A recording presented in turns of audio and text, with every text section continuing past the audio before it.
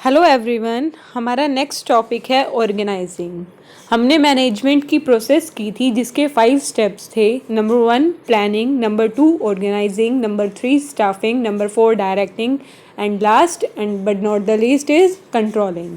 तो हम first step तो कर चुके हैं, प्लानिंग हम कर चुके हैं लास्ट वीडियोज़ के अंदर। अब हम सेकेंड स्टेप जो मैनेजमेंट की प्रोसेस का होता है वो हम डिस्कस करने जा रहे हैं, वो है ऑर्गेनाइजिंग। ऑर्गेनाइजिंग होता क्या है? Organising is the process of defining and grouping the activities of the enterprise and establishing the authority relationships among them. Organising क्या है? जहाँ पर आप क्या करते हो, जो भी बिजनेस के डिफरेंट डिफरेंट पार्ट्स हैं उनके बीच में एक बैलेंस क्रिएट करने की कोशिश करते हो। आप उनके बीच में एक हारमोनियस रिलेशनशिप बनाते हो। जैसे डिफरेंट एक्टिविटीज़ हैं उनके बीच में रिलेशंस बनाएंगे, जैसे डिफरेंट पर्सन्स हैं उनके बीच में भी हम रिलेशनशिप्स बनाएंगे। हम मेन चीज़ क्या लेकर चलते हैं किसी भी ऑर्गेनाइजेशन के अंदर, या तो वर्क या फिर पीपल। अब वर्क और पीपल के बीच में आप क्या कर रहे हैं? बैलेंस बनाने की कोशिश कर रहे हैं, उनको आपस में लिंक कर रहे हैं। तो वो आपका रिलेटेड होता है ऑर्गेनाइजिंग से। ऑर्गेनाइजिंग की प्रोसेस के अंदर आप क्या कर रहे हैं? एक्टिविटीज़ को डिफाइन कर रहे हैं, फिर उनकी ग्रुपिंग करेंगे और जो पर्सन्स हैं उनके भी आपस में लिंक क्रिएट करेंगे, उनके रिलेशंस एस्टेब्लिश करेंगे। ये हम आगे इस चैप्टर में पढ़ेंगे कि किस तरह से ये सब किया जाता है। नेक्स्ट है definition of organising. Organising is the process of identifying and grouping the work to be performed. अब इसके अंदर आप क्या कर रहे हो? जो भी आपने काम करने हैं, जो भी एक्टिविटीज़ हैं, जो भी वर्क है, उसको आइडेंटिफाई करेंगे क्या क्या काम करना है। प्लानिंग में हमने ऑब्जेक्टिव सेट कर लिया, अब हमारे पास ऑब्जेक्टिव है, हम उसके लिए काम करना स्टार्ट कर रहे हैं। लेकिन ऑर्गेनाइजिंग के अंदर भी आपका क्या चल रहा है? अभी पेपर वर्क ही चल रहा है। ऑर्गेनाइजिंग के अंदर आप क्या कर रहे हो? पहले तो काम को आइडेंटिफाई करोगे कि आपको ऑब्जेक्टिव अचीव करने के लिए क्या क्या काम करने हैं, क्या क्या फंक्शंस परफॉर्म करने हैं। फिर उन एक्टिविटीज़ को ग्रुप कर देंगे आपस में। Defining and delegating responsibility and authority. जो भी पर्सन्स को रिक्वायरमेंट है कि भाई जिसको अब काम करने के लिए हमको उनको कुछ अथॉरिटी भी देनी पड़ेगी, कुछ रिस्पॉन्सिबिलिटी, हर एक पर्सन की रिस्पॉन्सिबिलिटी असाइन कर देंगे कि आप ये काम करेंगे और आपके पास इतनी अथॉरिटी है, मतलब इतनी पावर है कि आप डिसीजन ले सकते हैं। अथॉरिटी का मतलब होता है पावर टू टेक डिसीजंस। हमने किसी पर्सन को रिस्पॉन्सिबिलिटी दी तो साथ में हम उसको अथॉरिटी भी देंगे। ये हमने एक हेनरी फ्योल के प्रिंसिपल्स में भी किया था कि अथॉरिटी एंड रिस्पॉन्सिबिलिटी, जिसके अंदर अगर आप किसी पर्सन को रिस्पॉन्सिबिलिटी देते हो कोई काम कंप्लीट करने की, तो आप साथ में उसको अथॉरिटी भी देते हो ताकि वो काम को कंप्लीट टाइम पर कर सके। तो इसके अंदर भी हम क्या कर रहे हैं? पहले हमने वर्क आइडेंटिफाई किया और उसको ग्रुपिंग कर दिया। फिर हम क्या कर रहे हैं? रिस्पॉन्सिबिलिटी, अथॉरिटी दे रहे हैं पर्सन्स को। फिर आगे क्या कहते हैं? Establishing relationship for the purpose of enabling people. अब उनके बीच में आपस में रिलेशनशिप एस्टेब्लिश कर रहे हैं। कौन सुपीरियर रहेगा, कौन उसका सबऑर्डिनेट होगा, मतलब कौन बॉस होगा और कौन उसके अंडर काम करेगा। हम ये रिलेशंस भी क्या कर देते हैं? स्पेसिफाई कर देते हैं, उनको क्लियरली बता देते हैं कि कौन किसके अंडर काम कर रहा है, ताकि बाद में कोई भी कंफ्यूजन क्रिएट ना हो। कोई पर्सन ऐसा ना हो जिसे पता ही नहीं है कि मैंने क्या काम करना है और किसकी टीम में हूँ, किसके अंडर काम कर रहा हूँ। तो हम काम स्टार्ट करने से पहले ही हर चीज क्लैरिफाई करना चाहते हैं। तो हम ऑर्गेनाइजिंग के अंदर वर्क डिवाइड कर देते हैं, उनको अथॉरिटीज एंड रिस्पॉन्सिबिलिटीज दे देते हैं, उसके बाद उनके आपस में रिलेशनशिप भी उनको बता देते हैं।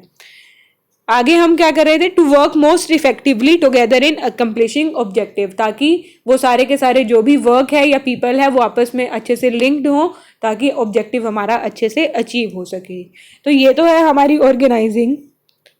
नेक्स्ट आती है प्रोसेस ऑफ ऑर्गेनाइजिंग। ऑर्गेनाइजिंग के प्रोसेस के 4 स्टेप्स हैं जो हम मीनिंग में पढ़कर आए हैं। उन्हीं को हमने क्या कर दिया है? 4 स्टेप्स में डिवाइड कर दिया है। नंबर 1 है identification and division of work. सबसे पहले वर्क आइडेंटिफाई कर रहे हैं, फिर डिपार्टमेंटलाइजेशन, जो भी काम है उसको ग्रुप वाइज कर दिया, जैसे डिफरेंट डिफरेंट डिपार्टमेंट्स बना दिए।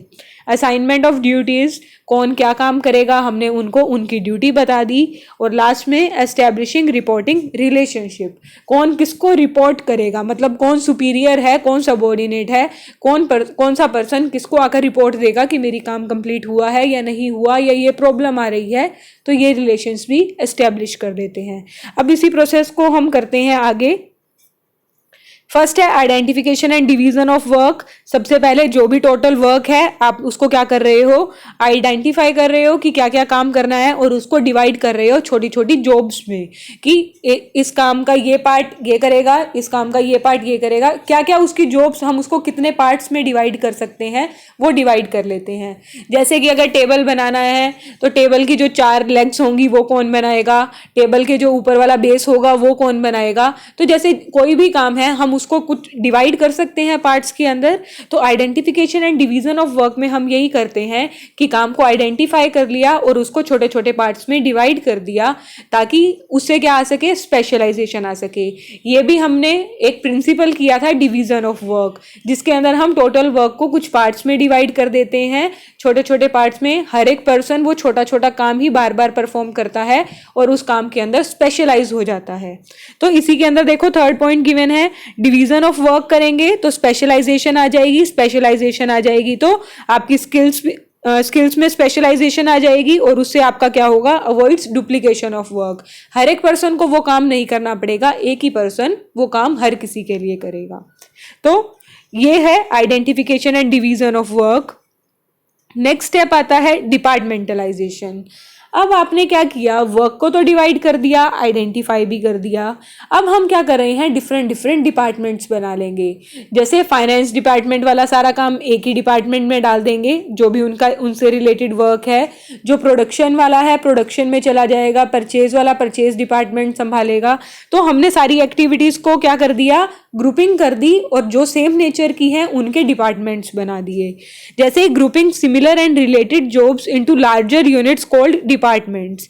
सिमिलर टाइप की एक्टिविटीज हैं, जैसे फाइनेंस से रिलेटेड है, फाइनेंस से रिलेटेड के अंदर अब क्या क्या एक्टिविटीज आ जाएंगी, कितना फाइनेंस चाहिए, किस डिपार्टमेंट को कितना फाइनेंस देना है, हम फाइनेंस कहाँ से लेकर आएंगे। तो ये एक्टिविटीज हैं, ये छोटी छोटी जॉब्स हैं। अब उन जॉब्स को हमने ग्रुपिंग कर दी और एक अलग से डिपार्टमेंट बना दिया, फाइनेंस डिपार्टमेंट, जो सारे के सारे डिसीजन लेगा फाइनेंस के बारे में। तो ये जो डिपार्टमेंट्स होते हैं सारे के सारे आपस में लिंक्ड होते हैं, क्योंकि एक अकेला डिपार्टमेंट कुछ भी नहीं कर सकता। आपस में सारों को क्या रहना पड़ेगा, इंटरलिंक्ड रहना पड़ेगा, तभी हम अपने ऑब्जेक्टिव को अचीव कर पाएंगे। तो यही दे रखा है। फंक्शंस क्या क्या हो सकते हैं, मार्केटिंग हो सकता है, पर्सोनल जैसे एम्प्लॉयज का अलग से बना दिया, फाइनेंस का अलग से बना दिया। तो फर्स्ट में हमने क्या किया था, वर्क को आइडेंटिफाई किया था और उसको क्या कर दिया था, डिवाइड कर दिया था छोटी छोटी जॉब्स के अंदर। फिर अब जो जॉब्स सेम नेचर की हैं हमने उनको ग्रुप कर दिया, एक ही ग्रुप के अंदर डाल दिया और उसके डिपार्टमेंट्स बना दिए। अब नेक्स्ट क्या आता है, असाइनमेंट ऑफ ड्यूटीज। अब हमारे पास वर्क भी है, हमने क्या क्या परफॉर्म करवाना है, हमारे पास डिपार्टमेंट्स भी हैं। अब हमने क्या करना है, कौन सा पर्सन क्या काम करेगा। तो असाइनमेंट ऑफ ड्यूटीज, कौन सा पर्सन की क्या ड्यूटी रहेगी ऑब्जेक्टिव को अचीव करने के दौरान, तो वो भी हम क्या कर देते हैं, पहले ही दे देते हैं कि कौन सा पर्सन क्या काम करने वाला है। सेकेंड पॉइंट के अंदर जैसे बता रखा है, once departments are formed the department is placed under the charge of an individual. अब उस डिपार्टमेंट को हमने एक इंचार्ज दे दिया जो उस डिपार्टमेंट को संभालेगा। जैसे फाइनेंस डिपार्टमेंट फाइनेंस मैनेजर संभालेगा, प्रोडक्शन डिपार्टमेंट प्रोडक्शन मैनेजर संभालेगा। तो वो सब हमने क्या कर दिया, पहले से ही डिसाइड कर दिया। अब हमारे पास हर एक पर्सन की क्या है, क्वालिफिकेशन है, हमको उसके पास पर्सनल इंफॉर्मेशन है, हमारे पास वर्क की भी लिस्ट है। हम उसकी कैपेबिलिटीज के अकॉर्डिंग, उसकी एबिलिटीज के अकॉर्डिंग हम उसको वर्क असाइन कर देंगे at the third step. Next आता है एस्टेब्लिशिंग रिपोर्टिंग रिलेशंस, और लास्ट में हमने क्या करना है, कौन सा पर्सन किसको रिपोर्ट करेगा वो वाले रिलेशंस एस्टेब्लिश करने हैं। मतलब सुपीरियर सबऑर्डिनेट रिलेशनशिप कौन से रहेंगे, ए बी के अंडर काम करेगा या बी सी के अंडर काम करेगा, ये रिलेशंस हम पहले से ही बता देते हैं ताकि काम करते हुए हमें इससे रिलेटेड कोई भी प्रॉब्लम ना आए। Granting requisite authority to enable employees to perform the job satisfactory. हमने उनको अथॉरिटी दे दी कि ताकि वो अपना काम सेटिस्फेक्शन से कर सकें। सुपीरियर सबऑर्डिनेट रिलेशंस बना देंगे उनकी जॉब्स के अकॉर्डिंग जैसे भी होगा, ताकि ये आपको हेल्प करती है कोऑर्डिनेशन बनाने के अंदर। जब आपको पता है कि आप उसके अंडर काम कर रहे हो, आपको पता है कि आपने उसको जाकर रिपोर्ट करना है। तो ये आपका फोर्थ स्टेप है, लास्ट स्टेप है, जहाँ पर आप रिलेशंस एस्टेब्लिश कर देते हो अपने एम्प्लॉयज के अंदर। नेक्स्ट आता है इम्पोर्टेंस ऑफ ऑर्गेनाइजिंग। अब ऑर्गेनाइजिंग क्यों इम्पोर्टेंट है, हम क्यों करते हैं, वो देखते हैं। तो नंबर 1 है बेनिफिट ऑफ स्पेशलाइजेशन। आपको स्पेशलाइजेशन मिल जाती है, वो हमने पढ़ ही लिया फर्स्ट स्टेप के अंदर, जब हमने क्या किया, आइडेंटिफाई किया और वर्क को डिवाइड कर दिया। तो जब छोटा छोटा जो भी हमने जॉब्स जिसको भी दी हैं वो बार बार उस काम को करता है तो उसमें स्पेशलाइज हो जाता है, तो आपकी क्या हो जाएंगी, आपको क्या मिलेगा, बेनिफिट ऑफ स्पेशलाइजेशन। नेक्स्ट है clarity in working relation. Fourth step में हमने किया, हम उनके बीच में रिपोर्टिंग रिलेशन एस्टेब्लिश कर देते हैं। तो अब आपको पहले ही पता है कि आपने किसको रिपोर्ट करना है, किसको सारी इंफॉर्मेशन देनी है। तो ये आपका सेकंड है क्लैरिटी इन वर्किंग रिलेशनशिप्स। तो आपको पहले ही क्लियर रहता है कि आपके क्या वर्किंग रिलेशन है। अब इसी के साथ साथ आप और भी इंपॉर्टेंस बना सकते हो ऑर्गेनाइजिंग की। जैसे फर्स्ट वाला हमने किया बेनिफिट ऑफ स्पेशलाइजेशन। जब स्पेशलाइजेशन आती है तो क्या होता है, आपकी जो डुप्लीकेशन ऑफ एफर्ट्स है वो कम हो जाता है। तो ये भी आपकी क्या हो जाएगी, ऑर्गेनाइजिंग की इंपॉर्टेंस हो जाएगी। क्लैरिटी इन वर्किंग रिलेशनशिप्स के अंदर अगर हम बात करते हैं तो वो आपका क्या होगा, आपके रिलेशनशिप पहले ही क्लियर होते हैं तो उससे आपको कोऑर्डिनेशन में भी हेल्प मिलती है, ये भी इसकी एडवांटेज हो जाएगी। और साथ ही साथ उनका टाइम भी सेव होगा कि उनको देखना नहीं पड़ेगा किसको जाकर रिपोर्ट करें, तो ये भी आपकी एडवांटेज हो जाएगी। नेक्स्ट है ऑप्टिमम यूटिलाइजेशन ऑफ रिसोर्सेज। आपके जो भी रिसोर्सेज हैं आपने पहले ही प्रोसेस सारी डिफाइन कर रखी है कि क्या काम कैसे करना है, तो आपके रिसोर्सेज भी क्या होंगे, अच्छी तरह से यूटिलाइज होंगे। आपका वर्क प्रॉपरली डिवाइड है, आपके पीपल को सारी इंफॉर्मेशन ऑलरेडी गिवन है तो आप उनको अच्छे से यूज भी कर रहे हो। नेक्स्ट है एडेप्टेशन टू चेंज। अगर आपको ज़रूरत पड़ती है कि कुछ चेंज लेकर आना है तो आप इजीली चेंज कर सकते हो ऑर्गेनाइजेशन के अंदर। जो आपके एम्प्लॉयज़ हैं वो आपको फॉलो करेंगे, क्योंकि जिस तरह से आप उनको काम असाइन करोगे या रिलेशंस बनाओगे वो तो उसी तरह से काम करेंगे। तो आप इजीली क्या कर सकते हो, चेंज के अकॉर्डिंग अडेप्ट कर सकते हो। नेक्स्ट है इफेक्टिव एडमिनिस्ट्रेशन। इफेक्टिव एडमिनिस्ट्रेशन के अंदर क्या होता है, आप काम को अच्छे से संभाल सकते हो। अब आपका प्लानिंग के अंदर ऑब्जेक्टिव सेट हुआ था, ऑर्गेनाइजिंग के अंदर आपने पेपर वर्क के अंदर सब कुछ डिफाइन कर दिया कि कौन सा काम करना है, कैसे करना है, जॉब्स में डिवाइड कर दिया, कौन उस काम को करेगा, आपने ड्यूटीज दे दी, किसको आप रिपोर्ट करोगे ये भी बता दिया। तो वो क्या है, आप संभालने की तो कोशिश कर रहे हैं। जब सारा कुछ पहले से ही क्लियर होगा तो आपको एट ए टाइम पर ज़्यादा ध्यान देने की ज़रूरत नहीं पड़ेगी। आप क्या कर सकते हो, इजीली काम को संभाल सकते हो। नेक्स्ट है डेवलपमेंट ऑफ पर्सोनल। ये हम लिंक कर सकते हैं बेनिफिट ऑफ स्पेशलाइजेशन से भी, कि जब आपके अंदर स्पेशलाइजेशन आएगी तो आपके एम्प्लॉयज़ की डेवलपमेंट भी होती जाएगी, वो उस काम के अंदर स्पेशलाइज होता जाएगा। और लास्ट है एक्सपेंशन एंड ग्रोथ। इसके बेसिस पर अगर आपका काम अच्छे से एडमिनिस्टर हो रहा है, आप ऑप्टिमम यूटिलाइजेशन कर रहे हो, आप चेंज के अकॉर्डिंग अडेप्ट कर सकते हो, तो आप अपनी फर्म को एक्सपेंड भी कर सकते हो, ग्रो भी कर सकते हो किसी भी एरिया के अंदर जैसे आप चाहो। तो ये जो इंपॉर्टेंस के पॉइंट होते हैं आपस में इंटरलिंक्ड होते हैं, एक के बेसिस पर हम आगे और कोई इंपॉर्टेंस भी निकाल सकते हैं। तो ये थी इंपॉर्टेंस ऑफ ऑर्गेनाइजिंग।